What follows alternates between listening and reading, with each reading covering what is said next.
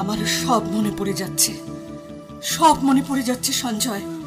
Police তখন প্রবল আক্রোশে দরজায় প্রচন্ড করাঘাত করছে।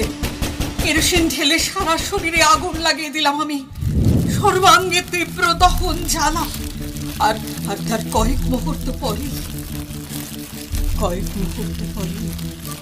পরম শান্তি। তুমি ছায়ামূর্তিতে সামনে এসে দাঁড়িয়েছ। দগ্ধ কায়ার আবরণ ছেড়ে বেরোলাম আমি। তুমি এগিয়ে এসে আমার হাতটা ধরলে। তারপর